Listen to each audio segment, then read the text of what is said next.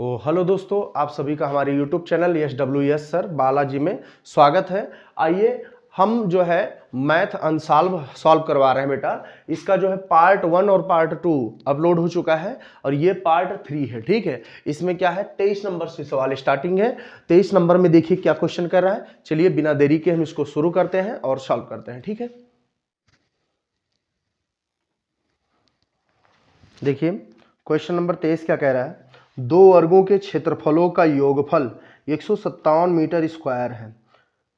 यदि इनके परिमापों का योगफल 68 मीटर हो तो दोनों वर्गों की भुजाएं ज्ञात कीजिए। ठीक है, सवाल में दिया है कि दो वर्ग क्षेत्रफल है, इनका योगफल कितना है 157 मीटर स्क्वायर है। ठीक, तो चलिए मानते हैं दो वर्ग है। कितना है? दो वर्ग है बेटा। एक वर्ग ये हो गया, वर्ग की चारों भुजाएं क्या होती हैं? आपस में बराबर होती हैं। ठीक है, एक वर्ग ये हो गया और ये एक वर्ग ये हो गया। इसकी भुजाएं हमने मान ली ये और इसकी भुजाएं मान ली बी। ठीक है, तो चलिए इसको पहले लिखते हैं। माना पहले वर्ग की, पहले लिख सकते हैं या प्रथम लिख सकते हैं। ठीक है, माना पहले वर्ग की भुजा बराबर ए तथा दूसरे वर्ग की भुजा बराबर बी। ठीक है, पहले वर्ग की भुजा ए तथा दूसरे वर्ग की भुजा बी है। ठीक है, तो अब चलते हैं प्रश्नानुसार। क्या चलते हैं बेटा? प्रश्नानुसार। प्रश्न के अनुसार जो प्रश्न हमारा कह रहा है कि दोनों वर्गों के भुजाओं का स्क्वायर, तो यानी ए का स्क्वायर, क्योंकि पहले वर्ग की भुजा का स्क्वायर हो गया, और दूसरे भुजा स्क्वायर नहीं बोला, क्षेत्रफलों का स्क्वायर। तो क्षेत्रफल, वर्ग के क्षेत्रफल का सूत्र क्या होता है? भुजा स्क्वायर होता है। क्या होता है बेटा? भुजा स्क्वायर होता है। किसके? वर्ग के क्षेत्रफल के। वर्ग के क्षेत्रफल का सूत्र होता है भुजा स्क्वायर। तो हमारे पहले वर्ग की भुजा क्या थी? ए, तो उसका ए का स्क्वायर, और दूसरे वर्ग की भुजा क्या थी?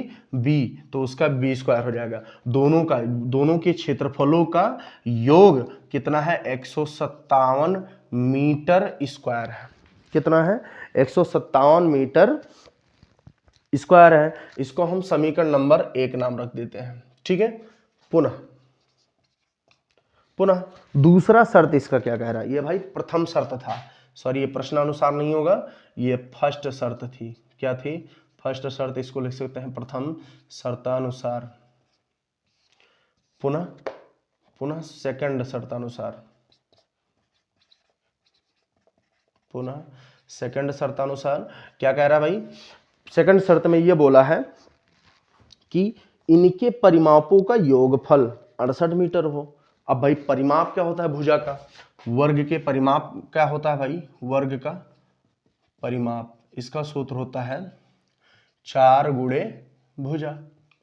क्या होता है? 4 गुणे भुजा। तो पहले वर्ग का परिमाप क्या होगा भाई? 4 गुणे भुजा यानी ए, प्लस दूसरे वर्ग के परिमाप का सूत्र क्या होगा? 4 गुणे भुजा यानी बी। तो देखिए भैया, दूसरा शर्तानुसार क्या होगा, यानी सेकंड शर्तानुसार क्या होगा? उसमें बोला था कि उनके परिमापों का योगफल। तो परिमाप क्या होता है? वर्ग का परिमाप होता है 4 गुणे भुजा। 4 गुणे भुजा, तो दो वर्ग थे तो दोनों का अलग अलग भुजा था, इसलिए दोनों की अलग अलग भुजाओं को हमने 4 से गुणा किया। ठीक है, अब इन दोनों में कॉमन क्या मिल रहा है? देखिए 4 कॉमन मिल रहा है। और एक चीज थोड़ा ध्यान देने वाली बात है, क्या कि ये 4 ये मीटर है। 4 ये मीटर है, ध्यान रखना। उनकी भुजाएं क्या है? 4 ये मीटर है। और दूसरे वाले का भी कितना है? 4 बी मीटर, बराबर कितना? 68 मीटर। तो देखिए 4 इसमें हमने कॉमन ले लिया, और कॉमन ले लेने का बात है यम है, तो उसको ऐसा करते हैं दूसरी साइड कॉमन ले लेते हैं, ए बी मीटर। ठीक है, बराबर कितना? 68 मीटर। 4 एकम 4, 4 एकम 4, बचा 2, हो गया 28, 4 सते 28। तो ए प्लस बी का मीटर बराबर कितना? 17 मीटर। अब यहाँ पर जो है दोनों पक्षों का हम वर्ग कर देते हैं। ठीक है, दोनों पक्षों का वर्ग करने पर, तो दोनों पक्षों का जब वर्ग करेंगे तो ए प्लस बी का इधर क्या हो जाएगा? होल स्क्वायर हो जाएगा। ठीक है, ए प्लस बी का होल स्क्वायर बराबर कितना? 17 का होल स्क्वायर। तो यहाँ पर क्या आ जाएगा? A square plus B square plus 2ab बराबर कितना 17 का वर्ग कितना होता है 289। ठीक है, अब क्या करेंगे बेटा, देखिए a प्लस बी के होल स्क्वायर की जगह पे हम लिख सकते हैं 157। कितना लिख सकते हैं 157 प्लस कितना 2ab। हमने एक ए स्क्वायर प्लस बी स्क्वायर की जगह पे 157 मीटर स्क्वायर था ना, तो वहां पर हम 157 लिख सकते हैं ना, प्लस 2ab और बराबर कितना 289। अब हम 2ab रोक लेंगे और बराबर 289 है, प्लस का 157 उधर भेज देंगे, माइनस का 157 हो जाएगा। 2ab बराबर कितना बचेगा 289 से 157 घटाएंगे तो 9 से 7 गया 2 बचा, 8 से 5 गया 3 बचा और 2 से 1 गया 1 बचा। इस 2 से 2 1 कम 2, 2 1 छक्के 12, 1 बचा इधर हो गया, फिर 2 छक्के 12, 1 आया और तो ए बी ए का नाम कितना हो जाएगा भाई, ए बी बराबर कितना 66। ठीक, इसमें से ए या बी रोक लेंगे तो हमने यहां पर ए रोकना है, क्या रोकना भाई ए, तो यहां हो जाएगा 66 बटा कितना बी। इसको हम समीकरण नंबर 3 नाम दे देते हैं, कितना 3, क्योंकि समीकरण 1 और समीकरण नंबर ये आपका हो गया 2, इसको हम समीकरण नंबर 2 दे देंगे। ठीक है, अब ये समीकरण नंबर आपका 3 हो गया। अब इसमें जो a का मान है हम उसको समीकरण नंबर 2 में रख देते हैं। ठीक है, यहां पर लिखेंगे a का मान समीकरण 2 में रखने पर। ठीक है, तो समीकरण 2 में जब आप रखोगे इसका मान तो क्या हो जाएगा, समीकरण 2 क्या है a प्लस बी एम, तो यानी a प्लस बी के जगह पे यानी a के जगह पे हम लिख सकते हैं 66 बटा b और प्लस कितना b तो आपके पास है ही, बराबर कितना 17 यम, यही तो है आपके पास। ठीक, यम लिखो चाहे ना लिखो, इससे कोई प्रॉब्लम नहीं है। ठीक है, इसके नीचे एक लगा देते हैं तो 66 एकन्नम 66 प्लस b से b गुणा हो जाएगा, क्या हो जाएगा b स्क्वायर बटे b एकन्नम b बराबर कितना 17, यहां पर हो जाएगा 66। देखिए b स्क्वायर पहले लिख सकते हैं हम चाहे तो, b स्क्वायर आगे लिख दीजिए, प्लस का 66 बाद में लिख दीजिए और बराबर 17, ये बटे में भी है उधर जाएगा गुणे में हो जाएगा तो 17b। अब b स्क्वायर प्लस का 17 इधर आएगा, क्या हो जाएगा माइनस का 17b और प्लस कितना 66 बराबर कितना 0। अब क्या होगा, यहाँ पर थोड़ा तीर लगाते चलिए निशान, नहीं तो दिक्कत लगेगा, तीर का निशान लगा दिए थोड़ा अच्छा लगेगा। अब क्या होगा कि 66 एकन्नम 66, तो गुणा करेंगे तो 66 और जोड़े घटाए तो कितना 17, तो 11 छक्का 66, 11 6 17, तो यहाँ पर क्या करेंगे कि बी स्क्वायर माइनस ब्रैकेट में क्या 11 प्लस 6 इंटू बी प्लस कितना 6 बराबर 0। अब देखिए यहाँ पर क्या होगा भाई, बी स्क्वायर माइनस प्लस का गुणा माइनस 11 बी और फिर माइनस प्लस का गुणा माइनस 6b। ठीक है, 6b और प्लस 6 यानी 66 बराबर 0। अब इन दोनों में कुछ कॉमन मिल रहा है, हाँ जी कॉमन मिल रहा है b, तो हमने b कॉमन ले लिया तो यहाँ पर एक b बचा, भी माइनस का कितना बचा 11। इन दोनों में कुछ कॉमन मिल रहा है, हाँ कॉमन मिल रहा है क्या 6 कॉमन मिल रहा है, नहीं मिल रहा है, तो हमने 6 यहाँ पर कॉमन ले लिया तो यहाँ पर बचा b और माइनस प्लस का गुणा माइनस 6 एकन्नम 6 बराबर 0।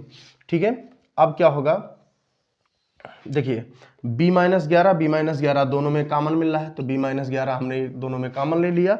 अब बचा क्या b माइनस 6, एक डिब्बे में उसको भी मैंने रख दिया, b माइनस 6 बराबर क्या 0। एक बार हम b माइनस 11 रोकेंगे और बराबर 6 0 कर देंगे, एक बार b माइनस 6 रोकेंगे बराबर क्या कर देंगे 0 कर देंगे।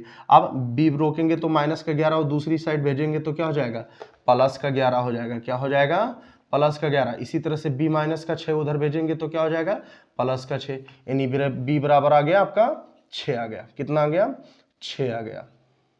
ठीक है, ये आपका 6 आ गया b बराबर। अब देखिए ये जो b का जो मान है 2 मान है, कितना 11 और 6 आया, तो यहां पर हम लिखेंगे b के सभी मान क्रमानुसार समीकरण किसमें, समीकरण नंबर 3 में रखेंगे। किस में रखेंगे 3 में रखेंगे। देखिए ये जो b का मान है, ये सभी मान जो है क्रमानुसार समीकरण नंबर 1 में रखें, सॉरी 3 में रखेंगे। किस में रखेंगे 3 में। रखने पर। समीकरण 3 क्या है, ये बराबर 66 बटे बी। तो एक बार बी के मान हमने 11 रख दिया तो कितना आया, 11 एक कम 11, 11 छक्का 66, यानी कितना आया 6। ए का मान 6 आया। ठीक, अगर हमने बी का मान जो है 6 रखेंगे यहाँ पर तो कितना आएगा, पुनः लिख देते हैं, पुनः बी बराबर 6। तो यहाँ पर ए बराबर क्या हो जाएगा भाई, 66 बटे 6। तो 6 एक कम 6, 6 एक कम 6, कितना आया 11। यही आपका आंसर। ठीक है, चलिए नेक्स्ट क्वेश्चन हल करते हैं बेटा। देखिए 23 नंबर क्वेश्चन में एक मैंने हल करवा दिया। एक अथवा करके क्वेश्चन है। एक नाव की गति शांत जल में 18 किलोमीटर प्रति घंटा है। वह 24 किलोमीटर धारा के विरुद्ध में जाने में और 24 किलोमीटर धारा की दिशा में आने पर 1 घंटा अधिक समय लेती है। धारा की चाल ज्ञात करनी है भैया। ठीक है, चलिए इसको सॉल्व करते हैं बेटा। देखिए इसमें हम धारा की चाल मान लेते हैं क्योंकि धारा की चाल ही याद करनी है। ठीक है, तो लिखते हैं माना धारा की चाल बराबर x किलोमीटर प्रति घंटा, km अपान h। ठीक है, x किलोमीटर प्रति घंटा तथा नाव की चाल बराबर क्या दिया गया है भाई, नाव की चाल 18 किलोमीटर प्रति घंटा है। कितना है, 18 किलोमीटर प्रति घंटा है। ठीक, चलिए प्रथम शर्तानुसार यानी पहली शर्त इसकी क्या कहती है उसके अनुसार चलते हैं। लेकिन उससे पहले हमको ये सवाल समझना जरूरी है क्योंकि क्वेश्चन में ये बोल रहा है कि जो नाव है वो क्या कर रही है, 24 किलोमीटर की दूरी तय कर रही है। ये समझ लो एक नदी है। ठीक है, यहाँ से नाव मान लीजिए यहाँ से चली। ठीक है, यहाँ से एक नाव चली। ठीक है, तो यहाँ से यहाँ तक जाने में दूरी कितनी है, 24 किलोमीटर है। कितना है, दूरी कितना है, 24 किलोमीटर है।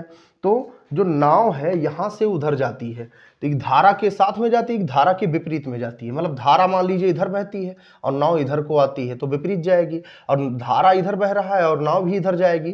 तो यानी चाल जो है, नाव की चाल और धारा की चाल दोनों मिल जाएंगी। तो सबसे पहले इसको बनाते हैं। ठीक, कैसे बनाएंगे, लिखेंगे धारा के अनुकूल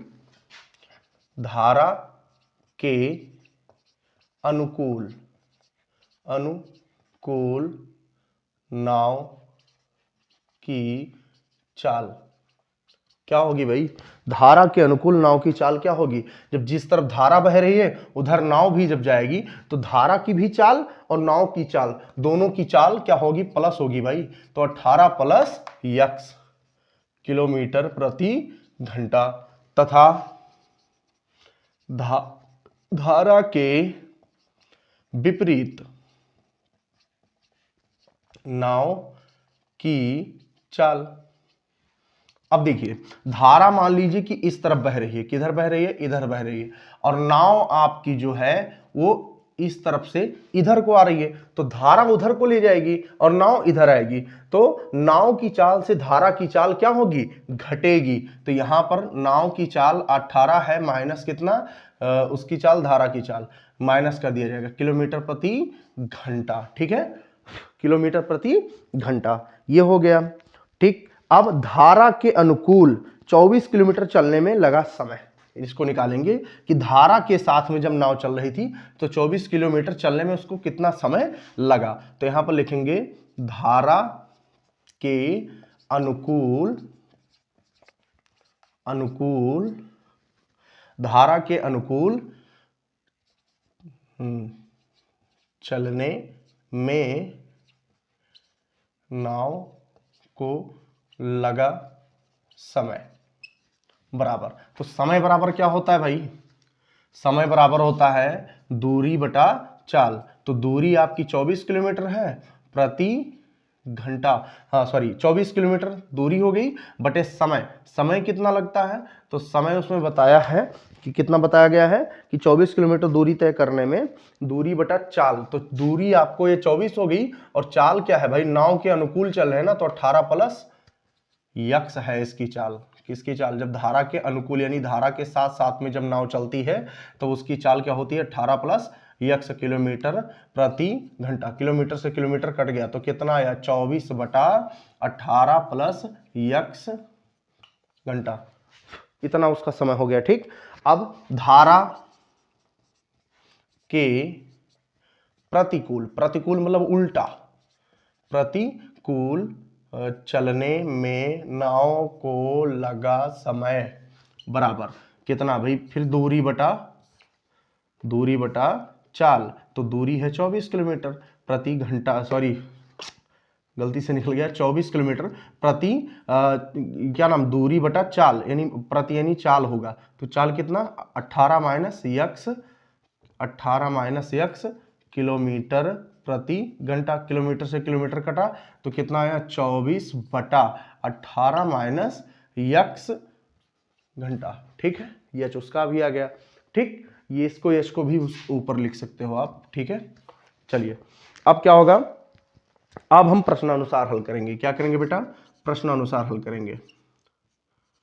प्रश्नानुसार, प्रश्न कह रहा था, क्या कह रहा था कि जब दोनों की तरफ चलता है, एक धारा के अनुकूल और एक प्रतिकूल, तो उसमें धारा की दिशा में आने पर 1 घंटा अधिक समय लेती है, यानी 24 किलोमीटर धारा के विरुद्ध जाने में और 24 किलोमीटर धारा की दिशा में आने पर 1 घंटा क्या होता है अधिक समय लेती है। तो पहले दोनों के समय का क्या करते हैं, तुलना करते हैं। तो एक हिसाब से इधर यहाँ पर लिखेंगे क्या 24/18 प्लस यक्स, और एक तरफ लिखेंगे 24/18 माइनस यक्स। ठीक है, अब इसमें बोला है कि जो धारा के अनुकूल चल रही थी उसमें जाने पर क्या करती है 1 घंटा अधिक समय लेती है। ठीक है, तो हमने 1 घंटा समय अधिक कर दिया उसमें अनुकूल चलने में। अब देखिए इसको हल करेंगे तो क्या होगा कि इसके नीचे 1 मान लीजिए तो क्या हो जाएगा 24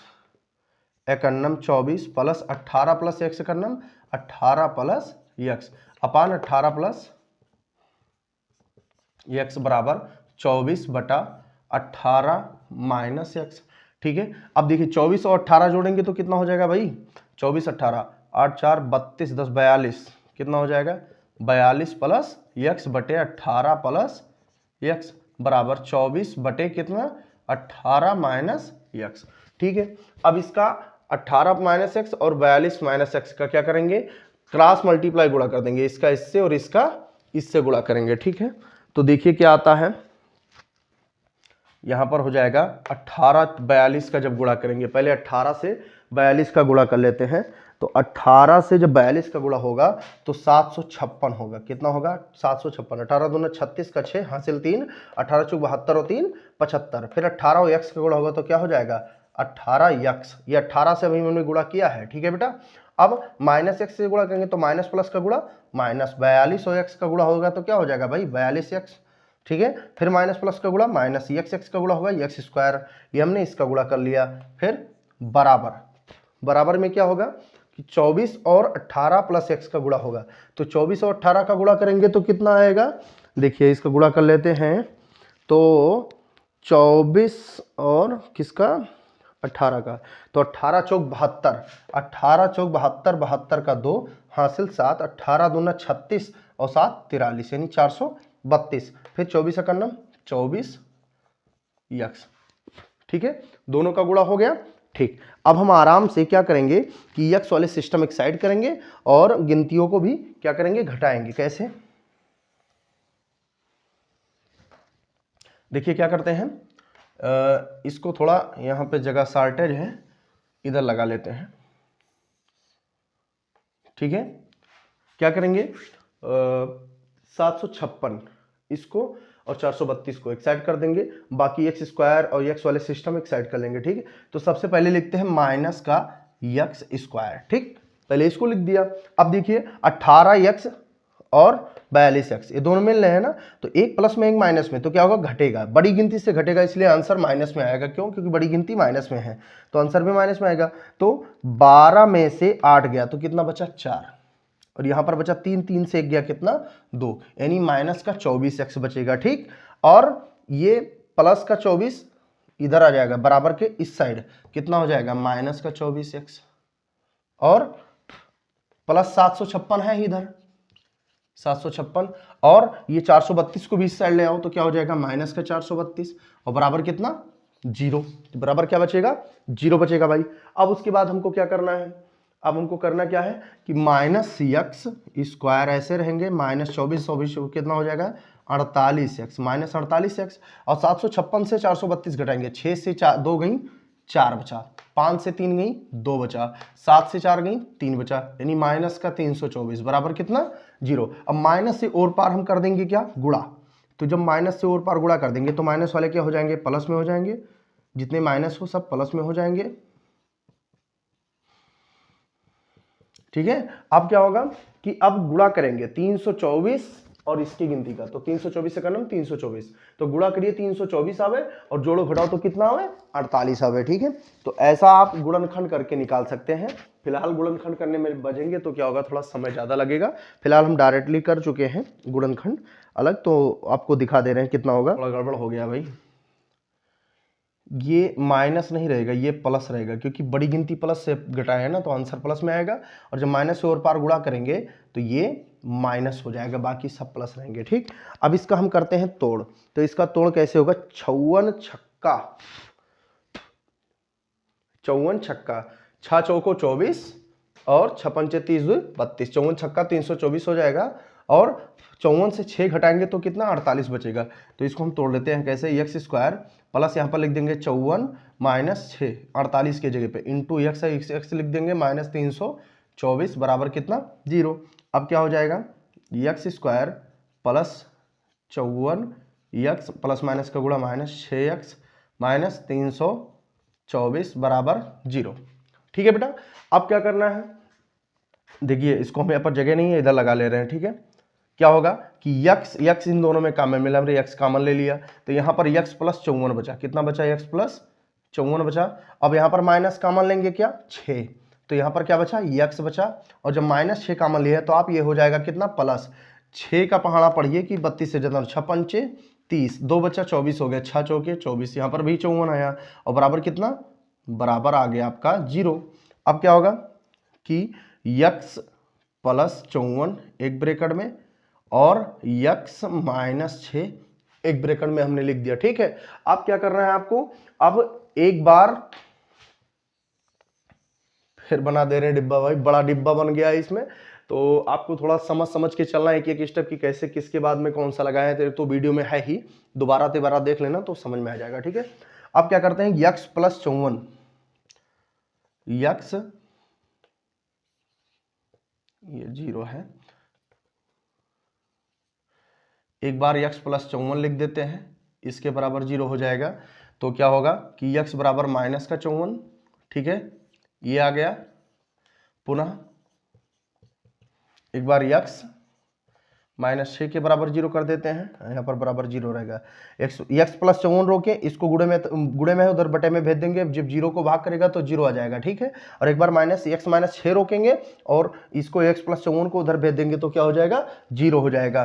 तो यहाँ पर कितना आएगा x बराबर माइनस का 6 उस साइड में जाएगा तो प्लस का 6 आएगा। और एक चीज हमेशा याद रखिए कि माइनस की कभी भी दूरी नहीं ली जाती है, धनात्मक में दूरी हमेशा धनात्मक में होती है। अतः धारा की चाल क्या होगी भाई, उसी को तो x माने थे, धारा की चाल क्या होगी 6 किलोमीटर होगी, क्या होगी 6 किलोमीटर प्रति घंटा के हिसाब से उसकी चाल निकलेगी, ठीक है। यही आपका आंसर हो गया। चलिए 24 नंबर हल करते हैं बेटा।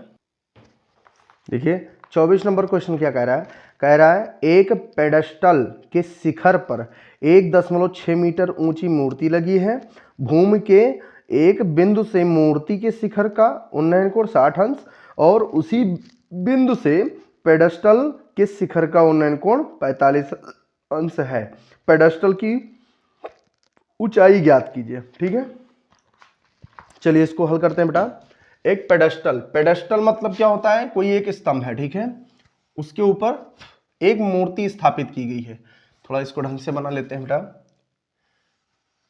ये ठीक है, यहां तक मान लीजिए कि पेडेस्टल है, यहाँ तक, और इसके ऊपर क्या है, एक मूर्ति स्थापित की गई है। पेडेस्टल कहाँ तक है, यहाँ तक है, और इसके ऊपर एक मूर्ति स्थापित की गई है। मूर्ति की ऊंचाई आपको क्वेश्चन में दिया है, कितना है, 1.6। यहाँ से यहाँ तक की दूरी यानी 1.6 मीटर है। ठीक है, कितना है, 1.6 मीटर है। और ये पेडेस्टल की ऊंचाई पूछ रहा है, यहाँ से यहाँ तक की दूरी पूछ रहा है, इसको हम मान लेते हैं h। ठीक है, और यहाँ से भूमि पर किसी बिंदु से पेडेस्टल के ऊपर रखी मूर्ति का उन्नयन कोण कितना बता रहा है भाई, 60 डिग्री बता रहा है। कितना डिग्री बता रहा है, 60 डिग्री। और पेडेस्टल के शिखर का उसी बिंदु से उन्नयन कोण कितना बता रहा है, 45 डिग्री बता रहा है। ठीक है, कैसे, इसका 45 डिग्री बता रहा है, किसका, इस बिंदु से इस पेडेस्टल के शिखर का उन्नयन कोण बता रहा है 45 डिग्री, और पेडेस्टल के ऊपर रखी मूर्ति का उसी बिंदु से उन्नयन कोण कितना बताया है, 60 डिग्री बताया है। थोड़ा ध्यान दीजिएगा क्वेश्चन पे। ठीक है, अब देखिए बेटा, ये 1.6 हो गया, ये h हो गया, और नीचे का दूरी मान लेते हैं यक्स। कितना मान लेते हैं, यक्स। इसका नाम दे देते हैं ये, और B और C, और ये O बिंदु मान लेते हैं। क्या मान लेते हैं, O बिंदु। ठीक है, अब चलिए त्रिभुज, दो त्रिभुज इसमें हो गए, एक हो गया ABC और एक त्रिभुज हो गया OBC। ठीक है, दो त्रिभुज हो गए। ठीक है, अब चलते हैं सबसे पहले छोटे वाले त्रिभुज में चलते हैं, इसमें त्रिभुज ABC में। ठीक है, पहली बात यहां पर लिख देते हैं, माना पेडेस्टल की ऊंचाई बराबर h मीटर तथा पेडेस्टल के ऊपर रखी मूर्ति की ऊंचाई बराबर 1.6 मीटर। ठीक है बेटा, अब क्या होगा कि इसके ऊपर मूर्ति जो रखी थी उसकी भी ऊंचाई हमने पता कर ली।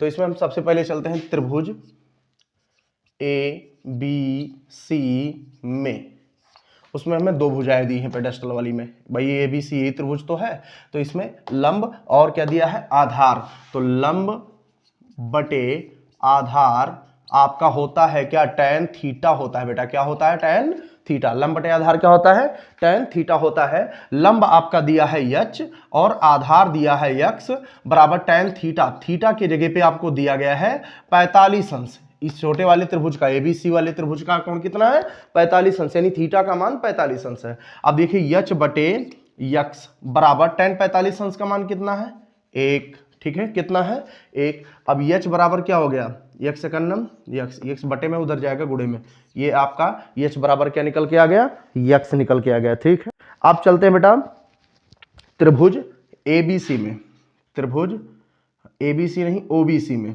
त्रिभुज OBC में, उसमें लंब बटे आधार। लंब उसमें देखिए क्या होगा, 1.6 और h दोनों मिला करके होंगे, तो 1.6 प्लस h बटे कितना, x बटे x बराबर tan थीटा। थीटा यानी 60 अंश। कितना, 60 अंश। उसमें थीटा का मान दिया गया है कितना, 60 अंश दिया गया है। ठीक है, अब क्या करेंगे बेटा, अब इसको जो है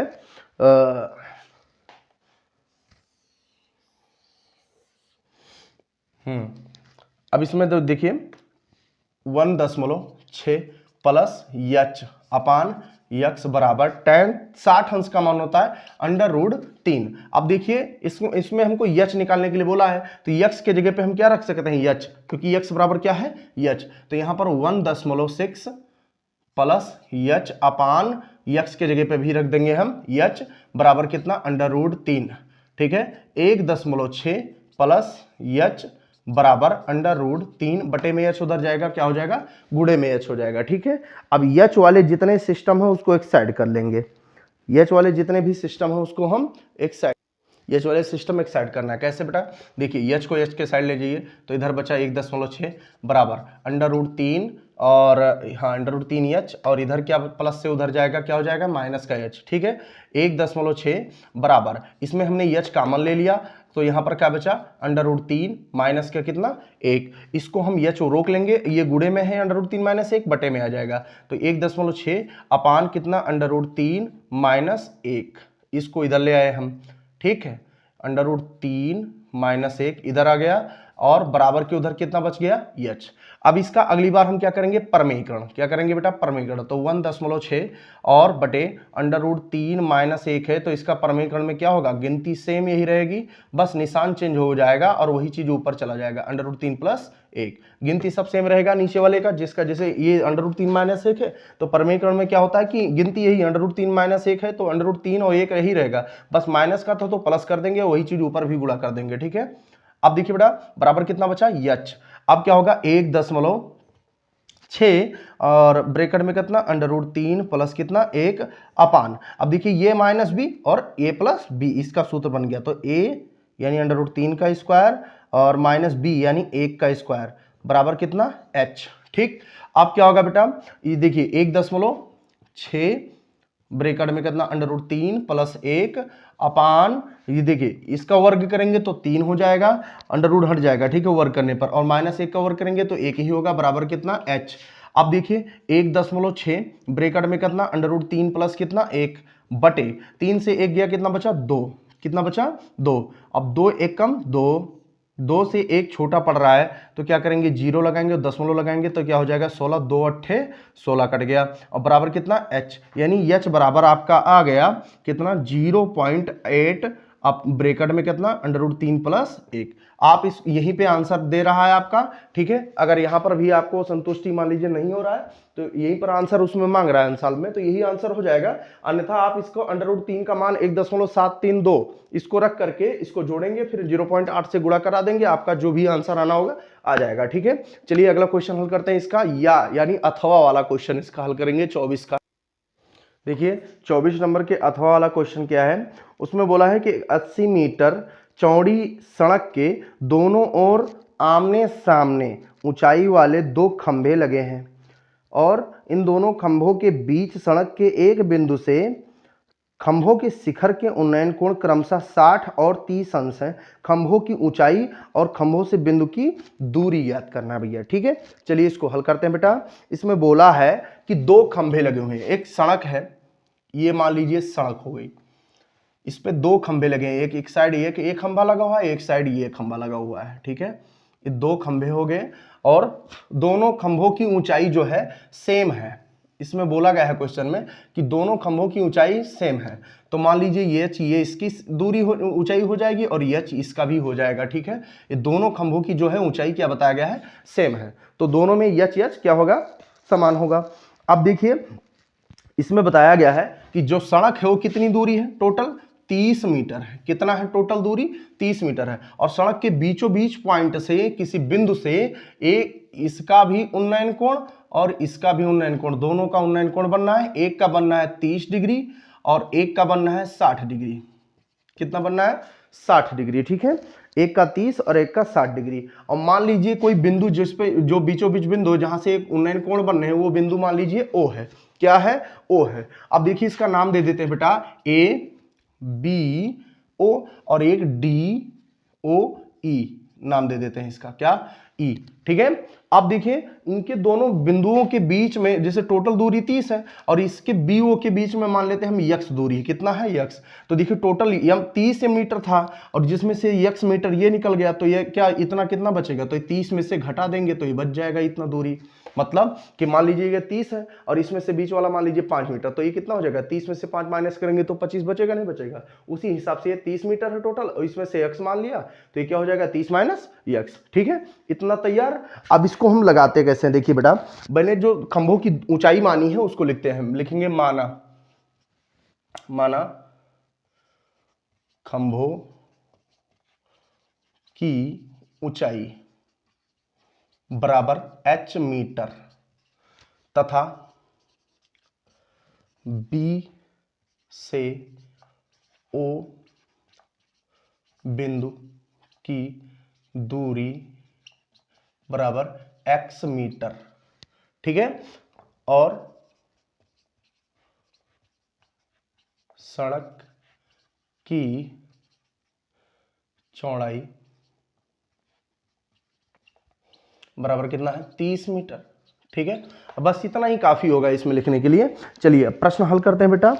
ठीक, प्रश्न हल करने के लिए क्या होगा कि इसमें मान लेंगे हम एक गलती हो गई बेटा, ये 30 मीटर नहीं 80 मीटर है। सड़क की चौड़ाई कितनी है?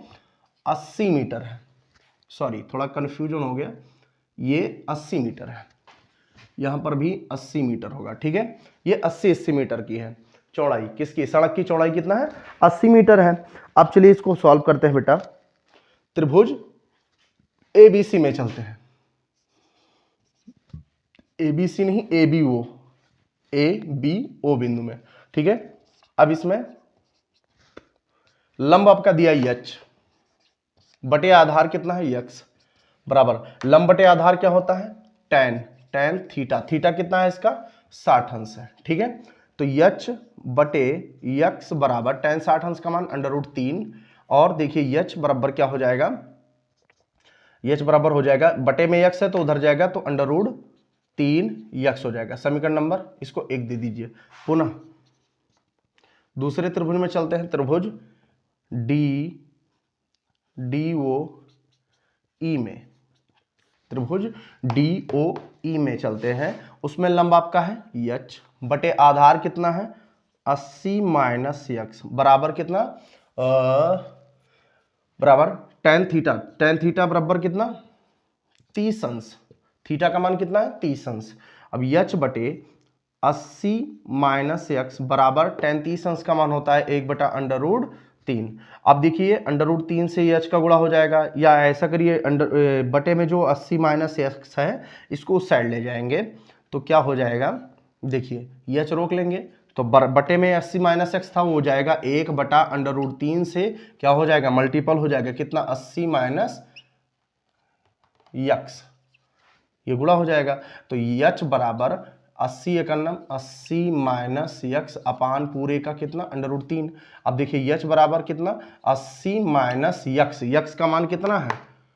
हाँ, यक्स का मान अगर देखें तो क्या हो सकता है, या यच के जगह पे ही हम रख दें क्या? ऐसा करते हैं, ये वाला जो माने हैं मतलब अभी वैसे भी आ जाएगा, यच का मान रख दें अगर √3 यक्स यहाँ पर रख दें तब भी आ जाएगा, लेकिन क्या होगा कि यक्स का मान उठाकर फिर आपको समीकरण 1 में रखना होगा। इसलिए ऐसा करते हैं कि इसमें ऐसे इसको मन में हल कर लेते हैं। कैसे कि यक्स उधर गया, अब गुणे में हो जाएगा √3 यक्स। मान लीजिए √3 यक्स हो गया और हमको यहाँ पर यक्स रोक लिया जाए तो √3 क्या हो जाएगा? इसके जगह पे आ जाएगा यच बटा √3। तो यहाँ पर हम लिख सकते हैं यक्स बराबर क्या होगा? यच बटा √3। इसको हम समीकरण नंबर 1 बना लेते हैं। ठीक है, अब क्या होगा बेटा? यक्स के जगह पे हम लिख सकते हैं यच बटा √3 और पूरे का बटा कितना? √3। अब देखिए यच बराबर, इसके नीचे 1 लगा लेते हैं। ठीक है, अब देखिए क्या होगा? 80 और √3 का गुणा होगा तो 80 √3 माइनस यच एकन्नम यच। देखिए बेटा 80 माइनस √3 माइनस यच, पूरे का बटा √3 एकन्नम √3 और पूरे का बटा कितना था? √3। अब देखिए ये क्या होगा? यच बराबर 80 √3 माइनस यच अपान √3 तो था ही, और ये इसके नीचे 1 मानकर पलटैया कर देंगे, मतलब भिन्न के नीचे जब भिन्न हो जाता है तो उसको पलट दिया जाता है। इसके नीचे 1 लगा देंगे तो भिन्न में ये भी बदल जाएगा और ऊपर का तो भिन्न है ही, तो इस भिन्न से क्या होगा? पलटैया करके गुणा हो जाएगा 1/√3। अब देखिए यच बराबर 80 √3 माइनस यच एकन्नम, इतना ही होगा, और बटे इसका जब गुणा होगा तो क्या हो जाएगा? √3 से √3 का गुणा होगा तो रूट हट जाता है, 3 बाहर हो जाता है। ठीक है, 3 ये बटे में इधर आएगा क्या हो जाएगा? गुणे में हो जाएगा। तो यहाँ पर हो गया 3 यच, बटे वाला इधर आ जाएगा गुणे में हो जाएगा, भाग वाला गुणे में हो जाता है, और बराबर कितना बचा? 80 √3 और माइनस का कितना बचा? यच। अब माइनस यच को इधर हम ले आएंगे तो क्या हो जाएगा? 3 यच माइनस का इधर आएगा तो क्या हो जाएगा? प्लस का यच, बराबर कितना? 80 √3। अब 3 यच और 1 यच कितना मिलाकर हो जाएगा? 4 यच, 80 √3। अब 4 एकन्नम 4, 4 दूनी 8, यानी यच बराबर कितना आ जाएगा? 20 √3 मीटर। यही आपका आंसर सत्य है, यही होगा। ठीक है, चलिए 25 नंबर देखिए। 25 नंबर क्वेश्चन क्या कह रहा है? एक जूस बेचने वाला अपने ग्राहकों को दी गई आकृति में दर्शाए गए गिलासों से जूस देता था, बेलनाकार गिलास का आंतरिक व्यास 5 सेंटीमीटर था, परंतु गिलास के निचले आधार यानी तली में एक उभरा हुआ अर्धगोला था, जिससे गिलासों की धारिता कम हो जाती थी। यदि गिलास की ऊंचाई 10 सेंटीमीटर थी तो गिलास की आभासी धारिता एवं वास्तविक धारिता ज्ञात कीजिए। ठीक है बेटा, चलिए इसको सॉल्व करते हैं बहुत ही आसान तरीकों से। देखिए इस क्वेश्चन में आभासी धारिता और वास्तविक धारिता के बारे में बताया गया बेटा। तो आभासी धारिता, पहली बात तो धारिता क्या है जानते हैं आप बेटा? धारिता मतलब इसका आयतन। क्या बेटा? आयतन। धारिता क्या है? आयतन है। मतलब इस गिलास में कितना जूस आता था ये आपको बताना है और वास्तविक भी बताना है। मतलब कि जैसे ग्लास लीजिए, ठीक है, ग्लास में आप जूस बेच रहे हैं, ठीक, तो पहले मान लीजिए कि ग्लास में 500 ml जूस आता था। कितना? 500 ml, यानी आधा लीटर आपके ग्लास में जूस आता था। ठीक है, अब आपने उसमें बेईमानी करने के लिए क्या किया? अर्धगोला फिट कर दिया। ठीक है, उस ग्लास में अर्धगोला टाइप कुछ फिट कर दिया कि दिखने में तो लगे कि हाँ मतलब पूरा बड़ा गिलास है, आधा लीटर का गिलास है, लेकिन जब आपने अर्धगोला फिट कर दिया तो पहले आधा लीटर आता था जूस, अब कितना आएगा भाई? अब आएगा 450 ml आ जाए या 300 ml आ जाए, यानी मान लो 200 ml का मतलब आपने गोला रख दिया। ठीक, तो क्या होगा कि 200 ml उसमें कम नहीं हो जाएगा? जब आधा लीटर आता था, 500 ml आता था, तो अब क्या होगा कि आधा लीटर उसमें, आधा लीटर से 200 ml क्या हो जाएगा? कम हो जाएगा, 300 ml आएगा। ठीक है, तो उसी तरीके के, यानी जो वास्तविक है इसका, वास्तविक इस वक्त क्या है कि अर्धगोला इसमें लगा है, ये वास्तविक धारिता हो गई। और आभासी यानी इसको होना क्या चाहिए? इसको होना चाहिए भाई, जब आधा लीटर का ग्लास है तो इसमें आधा लीटर यानी 500 ml आना चाहिए, नहीं आना चाहिए? ठीक, तो वो आभासी हो गया जो आना चाहिए, और जो इस वक्त है वाकई में ये वास्तविक धारिता यानी वास्तविक आयतन, और होना क्या चाहिए? ये आभासी आयतन हमको जो है दोनों को बताना है। ठीक है, तो देखते बेटा क्या करना होगा इसको। ग्लास की ऊंचाई कितनी है? ग्लास की ऊंचाई है 10 सेंटीमीटर। कितना है बेटा? 10 सेंटीमीटर है। ठीक है, और ग्लास की आधार यानी इसका आधार का व्यास कितना है? यहां से लेकर यहां तक का टोटल इसका व्यास कितना है? 5 सेंटीमीटर। ऐसे इसका भी होगा, यहां से लेकर यहां तक कितना टोटल? 5 सेंटीमीटर होगा, नहीं होगा? ठीक है, ठीक, तो ये अगर 5 सेंटीमीटर तो ये भी तो पूरा 5 सेंटीमीटर होगा, लेकिन अगर 5 से यहां तक की दूरी देखी जाए तो ये किसका काम करेगा? त्रिज्या का काम करेगा। ये किसका काम करेगा? त्रिज्या का, जो कि 5 का आधा कितना होगा? 2.5 सेंटीमीटर, यानी 5 का आधा कितना होगा? 2.5 सेंटीमीटर। ठीक है, अब चलिए इसको हल करते हैं। कैसे लिखते हैं? गिलास की आभासी धारिता, गिलास की आभासी धारिता, गिलास की आभासी धारिता। तो देखिए गिलास यानी क्या होता है? बेलनाकार, और बेलनाकार के आयतन का सूत्र क्या होता है? पाई आर स्क्वायर एच। क्या होता है? पाई आर स्क्वायर एच इसका सूत्र होता है। तो पाई का मान कितना भाई? 22/7 गुणे आर स्क्वायर यानी 2.5 सेंटीमीटर का होल स्क्वायर गुणे एच इसकी टोटल कितनी? 10 सेंटीमीटर। कितना ऊंचाई है? 10 सेंटीमीटर है। ठीक है, अब ये पाई का मान क्या होगा? पाई का मान होगा, एक काम करते हैं, पाई का मान रख देते हैं, पाई 22/7 का मान 3.14। कितना होता है? 3.14। भाग करके देख लीजिएगा, 22 को 7 से भाग देंगे तो 3.14 आएगा, और गुणे 25 समझ लीजिए इसको, 2.5 मत समझे, तो इसको समझे 25 का वर्ग होता है 625 सेंटीमीटर स्क्वायर, सेंटीमीटर का स्क्वायर। और जब इसका वर्ग करेंगे तो एक स्थान बाद दशमलव लगाए तो 2 स्थान बाद लगाना पड़ेगा, क्योंकि वर्ग करने पर 2 स्थान बाद उधर क्या होगा? दशमलव खिसक जाएगा। ठीक है, अब क्या होगा? इसको गुणा करना किससे? 10 से, तो 3.14 गुणे, जब इसको 10 से गुणा करेंगे तो दशमलव जो है एक स्थान दाहिने तरफ खिसक जाएगा। जितना 10 में 0 होगा उतना अंक दशमलव दाहिने तरफ खिसकेगा, तो कितना हो जाएगा? 62.5 सेंटीमीटर स्क्वायर, और सेंटीमीटर मिलकर क्या हो जाएगा? सेंटीमीटर क्यूब हो जाएगा। और जब 62.5 और 3.14 को जब आपस में गुणा करेंगे तो इसका आंसर आएगा 196.25 सेंटीमीटर क्यूब। ये आ गया आपका आभासी धारिता। क्या आ गया बेटा? आभासी धारिता आ गया। अब हम ग्लास की वास्तविक धारिता निकालेंगे। लिखते हैं पुनः ग्लास की वास्तविक धारिता। ग्लास की वास्तविक धारिता। तो एक बात बताइए आप कि पूरा टोटल कितना है? 2 पाई आर एच। उसमें से ये अर्धगोला आपने धर दिया, तो भाई इसको ये इतना हटाना पड़ेगा ना, इतना घटाना पड़ेगा। तो हम ये वास्तविक धारिता क्या होगी? वास्तविक धारिता होगी आभासी धारिता, आभासी धारिता माइनस अर्धगोला, माइनस अर्धगोला। ठीक है बेटा? क्या होगा? माइनस अर्धगोले का आयतन। इसका भी आयतन तो घटाना पड़ेगा, अर्धगोले का आयतन। ठीक है बेटा? तो देखिए आभासी धारिता आपका निकला है 196.25 सेंटीमीटर क्यूब माइनस अर्धगोले का आयतन क्या होता है भाई? 2 पाई 2/3 पाई आर स्क्वायर होता है। क्या होता है? 2/3 पाई आर स्क्वायर, सॉरी लगभग क्यूब होता है। क्या होता है? क्यूब होगा, क्योंकि आयतन है तो इस क्यूब लगेगा। ठीक है? अब क्या करेंगे बेटा? ये लिखेंगे 196.25 सेंटीमीटर क्यूब माइनस 2/3 गुणे पाई का मान 3.14 लिखेंगे, गुणे आर क्यूब मतलब 2.5 सेंटीमीटर क्यूब का क्यूब कर देंगे। ठीक है? अब आंसर क्या होगा इसका? 196.25 सेंटीमीटर क्यूब माइनस 2/3 गुणे 3.14 गुणे, जब 25 का घन करेंगे तो जानते हो कितना आएगा?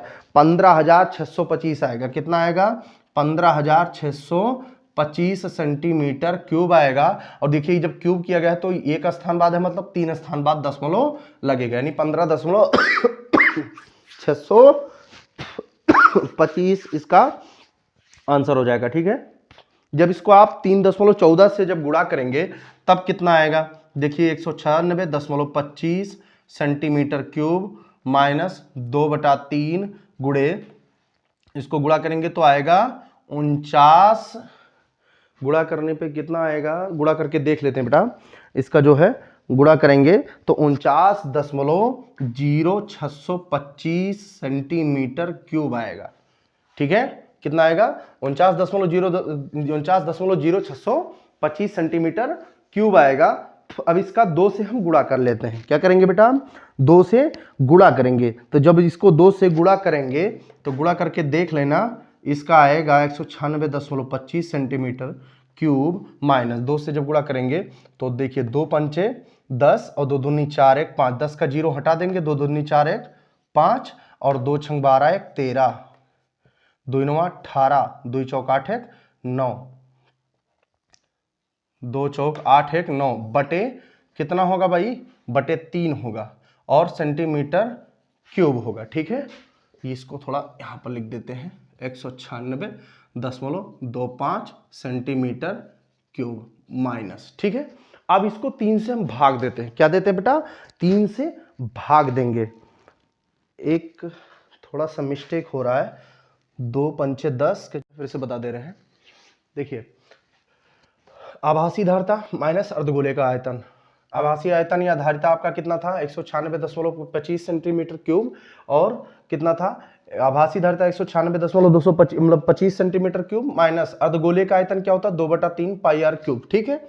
अब देखिए 196 सेंटीमीटर क्यूब माइनस 2/3 पाई का मान 3.14 सेंटीमीटर, सॉरी 3 सेंटीमीटर नहीं होगा, 3.14 गुणे आर क्यूब यानी 2.5 सेंटीमीटर क्यूब। ठीक है? फिर 196.25 सेंटीमीटर क्यूब माइनस 2/3 3.14 और 25 का जब हम घन करेंगे तो 15,625 25 होता है, ठीक है, उसको लिख दिया। फिर उसके बाद 3.14 15,625 का, यानी इसमें बीच में दशमलव लगाया, क्यों? क्योंकि 5 के बाद एक के बाद दशमलव लगा था, क्यूब किए तो 3 स्थान बाद लगेगा। अब इसका 3.14 और 15,625 सेंटीमीटर क्यूब का जब गुणा करेंगे आप तो 49.0625 सेंटीमीटर क्यूब आंसर इसका आएगा। अब क्या होगा कि इसको 2 से हमने गुणा कर दिया, 2 पंचे 10, 10 का 0 हटा दीजिए, 2 दूनी 4 1 5, 2 छंग 12 और 2 छंग 12, 2 जीरो 0 और 1 मिलाकर 1 हो गया, ठीक, 2 पॉइंट लगा दिए, 2 9 18 और 2 चौक 8 1 9, ठीक है। अब बटे कितना 3 सेंटीमीटर क्यूब, फिर 196 सेंटीमीटर क्यूब ये रख दिया, फिर माइनस 3 से इसको भाग करेंगे तो 3 दूनी 6, तो सॉरी 3 त्रिक 9 और 3 दूनी 6, 2 बचा 21 हो गया, 3 सते 21 और 21 कट गया 25, देखिए 2 छोटा पड़ रहा है तो 0 बढ़ाएंगे तो हो गया 25, 3 8 है 24, ठीक है। अब ये 3 स्थान बाद था, लगा दिया, ठीक। अब इसको घटाएंगे, इससे पहले इसको हम शुद्धतम रूप में लिखेंगे, कैसे? 196.25 सेंटीमीटर क्यूब माइनस ये 32.7 और तीसरा स्थान देखिए 5 से ज्यादा है, इसलिए उसको हटा करके उसका एक नंबर जो है आगे बढ़ा देंगे। अगर 1 होता तो 2 कर देते, 2 होता तो 3 कर देते, फिलहाल 0 था तो 0 के बजाय हमने क्या कर दिया, 1 कर दिया, 1 बढ़ा दिया, ठीक है। अब इसमें यहां भी हो जाएगा सेंटीमीटर क्यूब।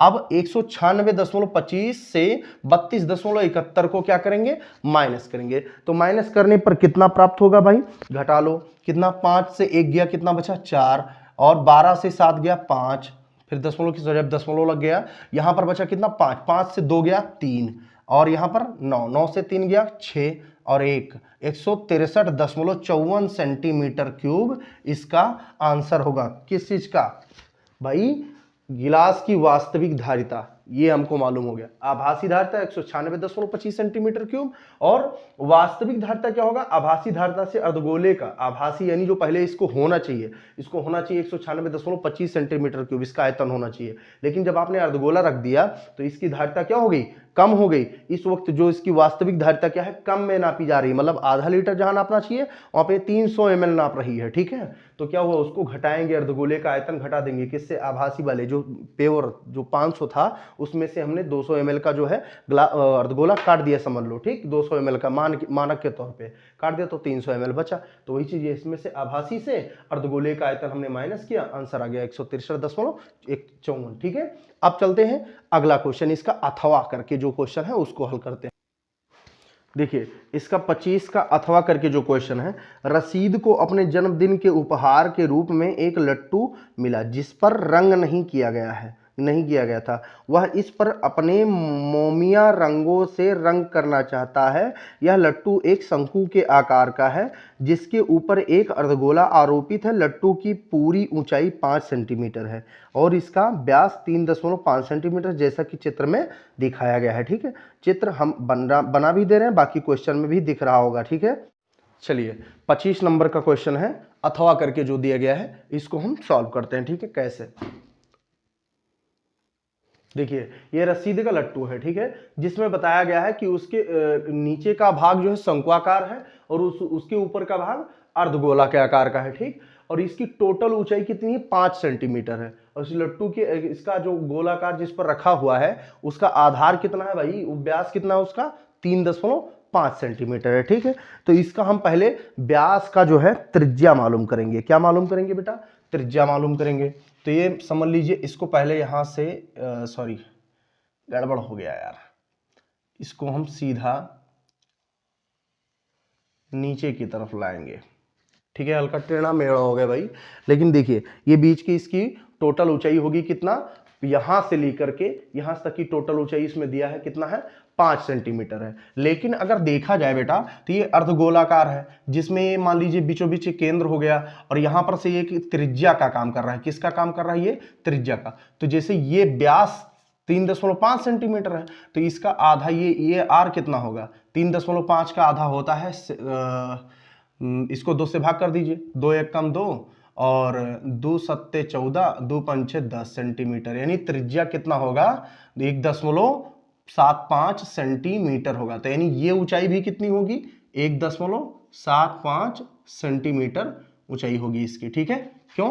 क्योंकि ये त्रिज्या का काम कर रहा है इतना, तो ये त्रिज्या अगर जैसे व्यास हो गया 3.5, तो यहां से यहां तक की क्या होगा, त्रिज्या होगा ना, और त्रिज्या 1.75 निकला है, तो ये भी एक त्रिज्या होता है ना। वृत्त की सभी त्रिज्याएं क्या होती हैं, समांतर होती हैं, समान होती हैं।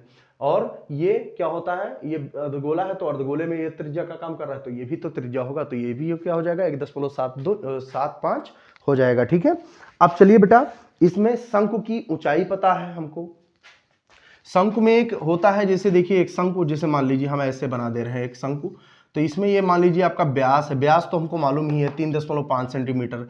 ये ऊंचाई भी समझ लो हमको मालूम है, कैसे कैसे पूरा 5 है, 5 से अगर हम ये 1.75 हटा दें यानी घटा दें तो कितना बचेगा, 5 से हम घटाते हैं, 5 से 5.0 कर देते हैं, 5 सेंटीमीटर को 5.0 लिख सकते हैं, ठीक है।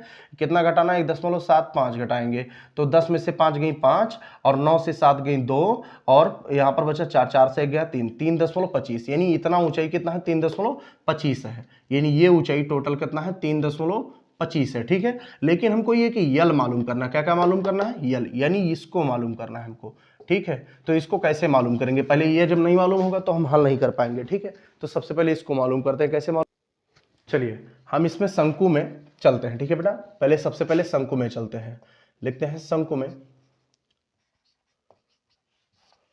शंकु में उस शंकु की ऊंचाई क्या है भाई, शंकु की ऊंचाई, अब हिंदी नहीं लिखते हैं, डायरेक्ट बता रहे हैं बेटा, शंकु की ऊंचाई क्या होगी, यहां से यहां तक बिंदु, इसका नाम रखना चाहे तो आप रख सकते हैं, एक ये बिंदु और ये एक बी बिंदु और ये सी बिंदु और ये डी बिंदु और ये ई बिंदु, ठीक है। अब इसमें देखिए क्या हो रहा है कि डी बिंदु से लेकर सी बिंदु तक की दूरी, यानी उसको हम यच मानते हैं, और यच कितना निकलेगा, टोटल दूरी थी ऊंचाई, यानी टोटल ऊंचाई कितनी थी, 5 सेंटीमीटर।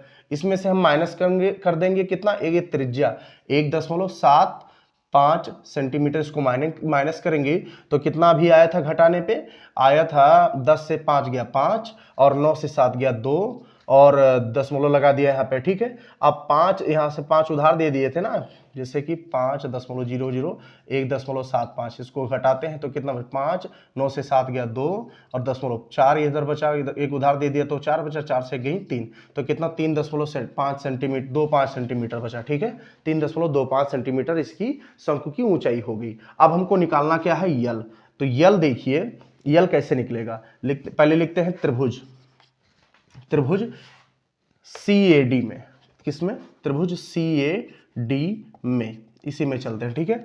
अब इसमें CAD में त्रिभुज में यहां पर 90 अंश का कोण बनना है, कितने अंश का, 90 अंश का, तो 90 अंश के सामने वाली भुजा क्या हो जाती है, कर्ण, AC क्या हो जाएगी, कर्ण, कर्ण स्क्वायर यानी AC स्क्वायर, ठीक। लंब स्क्वायर, सॉरी आधार स्क्वायर, आधार हो जाएगा AD, कितना हो जाएगा, AD का स्क्वायर, प्लस लंब स्क्वायर, लंब क्या हो जाएगा, CD, क्या हो जाएगा, CD का स्क्वायर, ठीक है। AC का मान रख देते हैं बेटा, AC हमारा मान लीजिए यल है, क्या है, मान लीजिए यल है, क्योंकि हमको यल ही निकालना है, ये शंकु की लंबाई, क्या निकालनी है, शंकु की लंबाई, तो उसको हमने यल मान लिया, तो यहाँ पर यल हो जाएगा, AC यानी यही लंबाई होगा, ठीक है। तो इसको हमने यल मान लिया, और AD आपका क्या होगा, जैसे देखिए पूरा व्यास था 3.5, तो त्रिज्या कितना 1.75, तो इधर भी तो त्रिज्या है, तो इधर भी क्या हो जाएगा 1.75 सेंटीमीटर का square plus CD square, CD क्या है भाई, CD शंकु की ऊंचाई है, कितना निकला है 3.25 सेंटीमीटर का स्क्वायर, ठीक है। अब यल क्या हो जाएगा, यल स्क्वायर बराबर 1.75 का जब हम वर्ग करेंगे तो देखिए कितना आएगा, 1.75 का जब वर्ग करेंगे तो 3.0625 सेंटीमीटर स्क्वायर आएगा, ठीक है। इसको आप कर लीजिएगा, ठीक है, वर्ग मतलब कर लीजिएगा किसका, 1.75 का वर्ग करेंगे तो आप इतना ही प्राप्त होगा, कितना 3.0625, ठीक है। अब 10 इसका सॉरी 3.25 का जब हम वर्ग करेंगे तो 10.5625 आएगा, 10.5625 सेंटीमीटर स्क्वायर, इसका वर्ग कर लीजिएगा, इतना ही आएगा, ठीक है, कितना 10.5625 आएगा, ठीक है। अब इसको इन दोनों को हम जोड़ते हैं, ठीक है, तो यल स्क्वायर बराबर इन दोनों को जोड़ेंगे तो 10 3 13 दशमलव और 56.25 और 0 इसको जोड़ते हैं, देख, ठीक है, 5 5 10 2 2 4 और 1 5 और 6 और 6 12, 5 और 1 6, इतना सेंटीमीटर स्क्वायर आया। अब यल स्क्वायर, यानी स्क्वायर हम उस साइड भेज देंगे तो इधर किसका काम करेगा, रूट का काम करेगा। किसका काम करेगा, रूट का काम करेगा। तो यहाँ पर हम लिख सकते हैं 13.6250 सेंटीमीटर का स्क्वायर। तो यल हमारा जो निकल के आया, यल क्या निकल के आया भाई, यल बराबर आया, इसका जब हम वर्गमूल लेंगे तो 3.7 सेंटीमीटर इसका वर्गमूल निकलेगा। ठीक है बेटा, किसमें, लगभग में निकलेगा। किसमें, लगभग में निकलेगा। ठीक है बेटा, अब हम इसका स्क्रीनशॉट ले लीजिए या फिर इसको कहीं उतार लीजिए। ठीक है, चलिए स्क्रीनशॉट ले लीजिए। हो गया होगा ना, ठीक है। चलिए यल हमारा मालूम हो गया है। अब इसको हम हल करेंगे कैसे, लिखते हैं रंग किया जाने वाला क्षेत्रफल। रंग किया जाने वाला क्षेत्रफल बराबर, भाई रंग करेंगे तो क्या करेंगे, इसका वक्र पृष्ठ, गोले का, अर्धगोले का, और शंकु का वक्र पृष्ठ। तो यहां पर लिखेंगे अर्ध गोले का वक्र पृष्ठ प्लस क्या होगा, शंकु का वक्र पृष्ठ, प्लस शंकु का वक्र पृष्ठ। ठीक है, तो अर्धगोले का वक्र पृष्ठ का सूत्र क्या होता है, इसका होता है 2 pi R H, sorry 2 pi R square. अर्धगोले का वक्र पृष्ठ का सूत्र होता है 2 पाई आर स्क्वायर, और इसका होता है पाई आर एल, पाई आर एल। इन दोनों में कॉमन क्या है भाई, दो नहीं है, क्या है, पाई और आर कॉमन मिल रहा है। तो यहाँ पर बचा क्या, 2 और 1 आर बच गया, प्लस यहाँ पर पाई चला गया, आर चला गया, क्या बचा, एल बराबर। पाई का मान यहाँ पर बताया गया है कि 22/7 रखना है। कितना रखना है, 22/7 रखना है, गुणे आर। आर आपका कितना निकला भाई, आर निकला है 1.75। कितना निकला है, 1.75 रखा जाएगा यहाँ पे। ठीक है,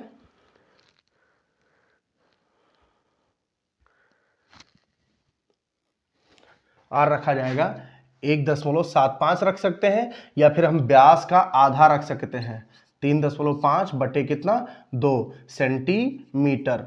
ठीक है, अब ब्रैकेट में कितना हो जाएगा, 2r। 2r मतलब 2r किसके बराबर होता है, व्यास के बराबर होता है।